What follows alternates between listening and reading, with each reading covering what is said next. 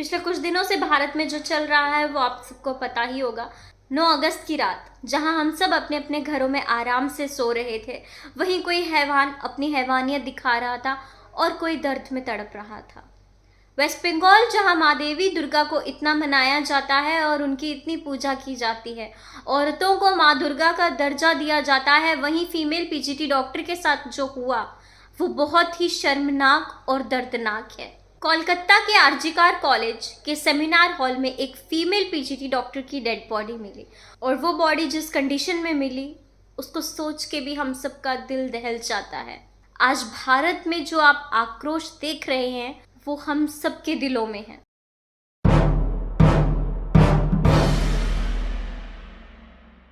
A 31 years old female PGT doctor was brutally raped and murdered and parents को बताया गया कि it was a suicide। फिर किसको छुपाने की कोशिश की जा रही है? हादसे वाली रात डॉक्टर को 36 आवर्स की ड्यूटी मिली हुई थी एंड डॉक्टर 24 आवर्स कंटिन्यूस काम करने के बाद रात के करीब 2 बजे सेमिनार हॉल में अपनी कलीग्स के साथ डिनर करने जाते हैं और साथ ही साथ उस रात नीरज चोपड़ा का ओलंपिक मैच देख रहे थे। डिनर करने के बाद सब कलीग्स अपने अपने काम पे वापस चले जाते हैं, but then doctor chose to rest for some time. उसी बीच करीब रात के 3 से 5 बजे ये घटना होती है।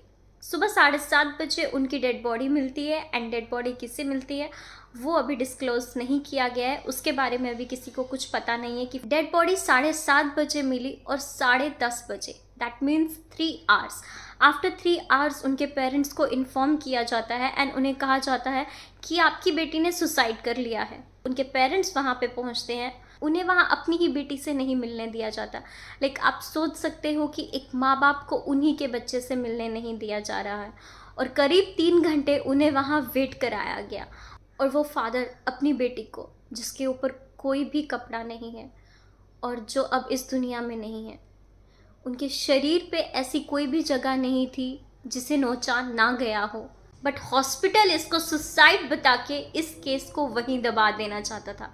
आखिर क्यों? शरीर का ऐसा कोई भी पार्ट नहीं था जिससे छेड़ा ना गया हो। संदीप घोष उस कॉलेज के प्रिंसिपल ये क्लेम करते हैं कि उस डॉक्टर को साइकोसिस नाम की मेंटल इलनेस थी एंड दैट इज वाई उन्होंने सुसाइड किया। संदीप घोष का रेजिग्नेशन आता है and then that principal was transferred to another college और वो भी उसी पोस्ट में विदाउट एनी इंटेरोगेशन। सवाल यहाँ ये उठता है कि आखिर क्यों? मर्डर के 5 दिन बाद क्राइम सीन के 20 मीटर दूर रेनोवेशन स्टार्ट होता है। अकॉर्डिंग टू लॉ जहाँ मर्डर होता है क्राइम सीन सील हो जाता है। फिर वहाँ पे रेनोवेशन स्टार्ट किसने की और क्यों? जहाँ पे ये मर्डर हुआ वहाँ पे कोई सीसीटीवी नहीं था। वहाँ पे उनको एक ब्लूटूथ हेडसेट मिला और जब इन लोगों ने वो ब्लूटूथ हेडसेट कुछ सस्पेक्ट्स के साथ कनेक्ट किया तो वो कनेक्ट हुआ कोलकाता पुलिस वॉलंटियर संजय रॉय के साथ। और वर्स्ट पार्ट इज़ कि इसके खिलाफ कई सारे एलिगेशंस हैं जैसे extortion, intimidation, threat against women. इसने 2020 में अपनी प्रेग्नेंट वाइफ को असॉल्ट किया था एंड एक डॉक्टर को मोलेस्ट भी किया था। और संजय रॉय इतनी रात गए आखिर उस हॉस्पिटल में क्या कर रहा था? ये मर्डर टोटली प्रिवेंटेबल होता अगर hospital and police Sanjay Roy का बैकग्राउंड चेक करती। क्यों हमारी गवर्नमेंट वक्त रहते कोई एक्शन नहीं लेती है? Why? And guess what, Sanjay Roy ने अपना जुर्म कबूल भी कर लिया। लाइक ही सेड कि मुझे फांसी दे दी जाए। Again I have one question, you really think कि ये सिर्फ संजय रॉय का ही काम था? The autopsy report reveals bleeding from both eyes, mouth, vagina, injury on her face, nail, legs, belly, neck, right hand, fingers and even lips. Every part of the body is injured. Dead body of the girl जिसके मुंह में खून था, शरीर में कोई कपड़ा नहीं था, पैर दोनों राइट एंगल में मिला गया, एक पाँव बेड के इस तरफ, एक पाँव बेड के इस तरफ मिला गया।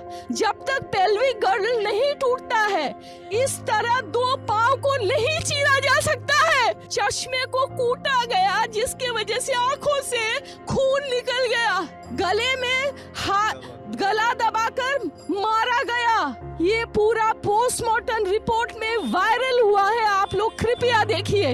I promise you that not a grain of the words I utter today is a lie. And then evidence को डिस्ट्रॉय करने की हर कोशिश की जा रही है।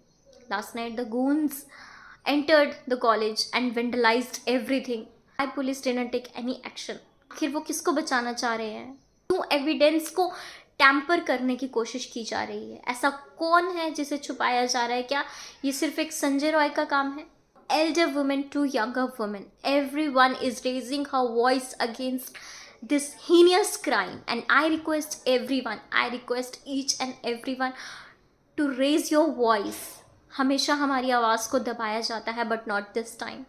इस केस को दबने मत दो। हर दिन इसके बारे में बात करो, हर दिन इसके बारे में और ज़्यादा बात करो, जब तक इसके असली कल्प्रिट मिल नहीं जाते। आई रियली विश कि एक ऐसा लॉ होता कि ये रेपिस्ट रेप करने से पहले 100 बार सोचते। निर्भया को 8 साल लग गए जस्टिस दिलाने में। आई होप डॉक्टर को जस्टिस मिले, डॉक्टर के पेरेंट्स को जस्टिस मिले और हर उस लड़की को जस्टिस मिले। एट द एंड मैं बस यही रिक्वेस्ट करूँगी कि प्लीज़ अपनी आवाज़ को बंद मत कीजिए, इस बात को कहीं खोने मत दीजिए। जितना हो सके उतना शेयर कीजिए, ट्विटर, फेसबुक, व्हाट्सएप, हर जगह जितना हो सके उतना शेयर कीजिए, हैशटैग्स शेयर कीजिए, जस्टिस दिलाइए। इस बात को दबने मत दीजिए, क्योंकि अगर आज दब गई हम हमेशा ही दबे रहेंगे।